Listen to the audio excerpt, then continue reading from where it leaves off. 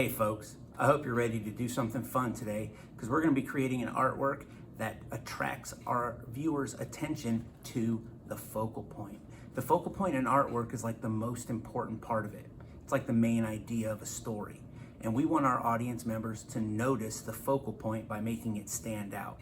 And we're going to do that by creating an artwork that leads the audience from no matter where they're looking, it leads them to the focal point.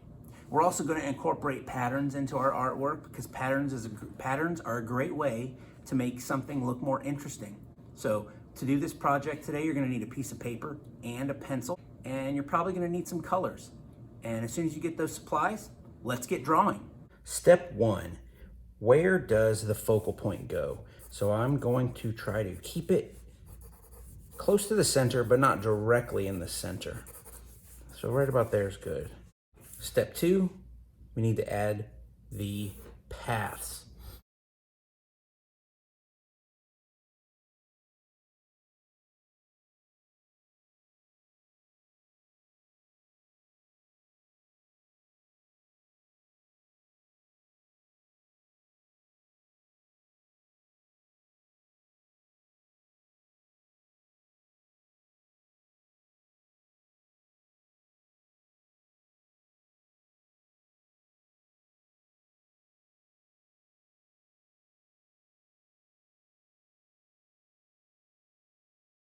One thing I'm going to make sure of, though, is that I try to fill in as much empty spaces as possible. So I don't want to have any large empty spaces. And I also want to make sure that I touch each side of the paper. So if you can see, I've got one touching here, one touching there. So since I'm touching the edges of the paper, I want to make sure that I do that evenly in a balanced way.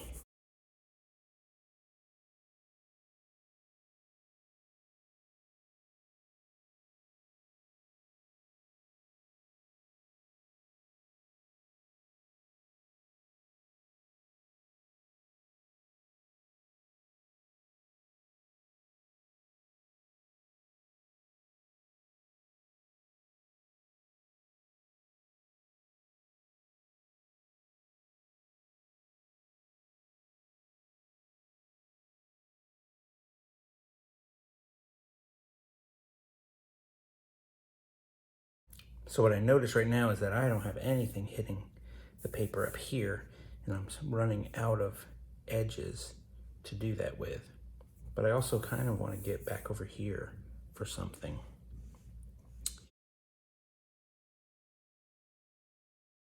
So I got this idea from a picture I saw of snakes that were getting away from the cold together. Snakes don't really hibernate, but it's kind of like hibernating. They burrow underground or underneath trees to get out of the cold, and sometimes they do that with other snakes, sometimes up to thousands of snakes, all huddled together, even different kinds of snakes. And that's what gave me the idea for this picture. But then I'm going to change it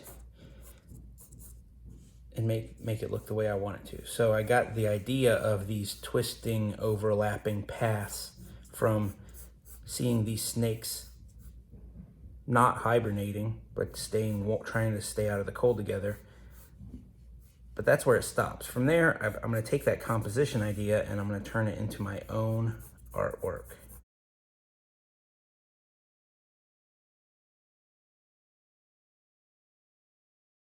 And now it's time to outline what we have.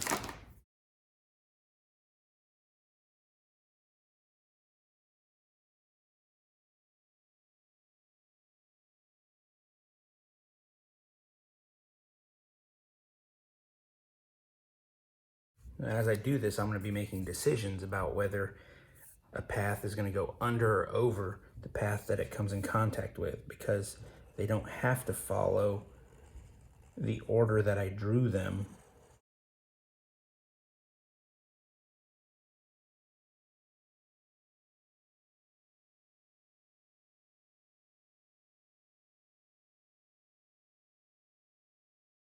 And then this one over, under, under again, over,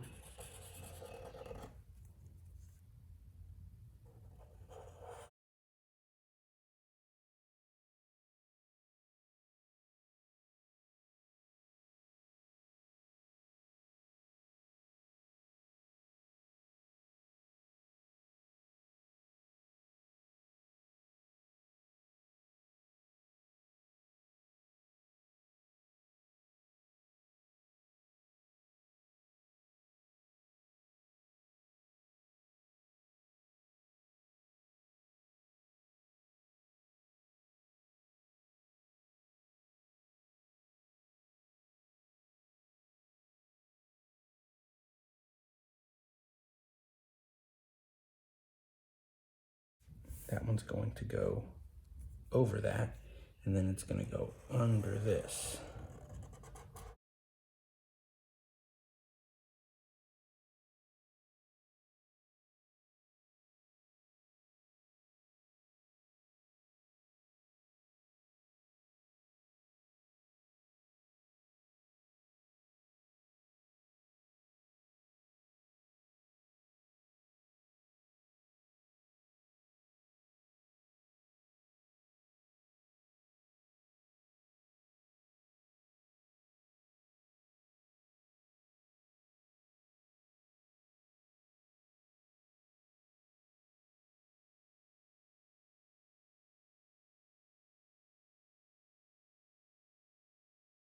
Now we're ready to add the patterns and color it, and we'll see how it turns out.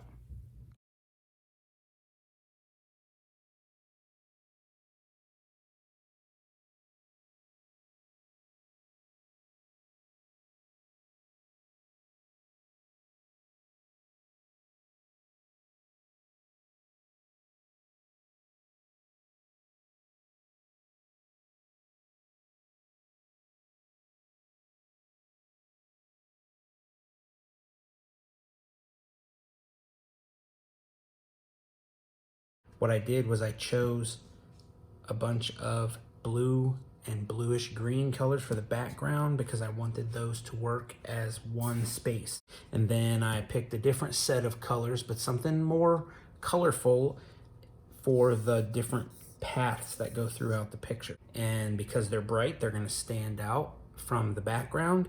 And then for the focal point, I have this dark blue shape, and it's the darkest thing in the whole entire picture, so it should attract your attention very quickly, especially since all of these paths are leading you to that same spot.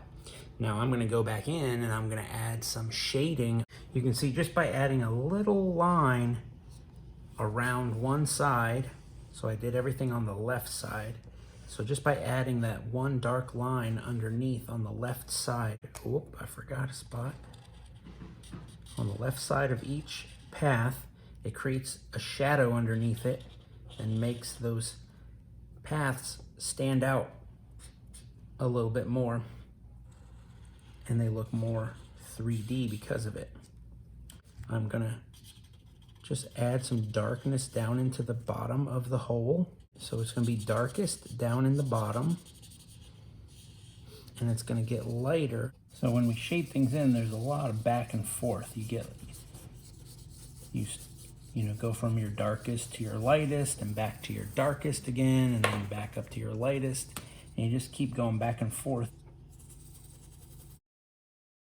There. So now that hole starts off lighter, and then it gets darker as it gets deeper down into the hole. Cool. So I hope you had fun with that. I hope you tried some of those techniques. You know, try overlapping. Try adding those shadows to one side.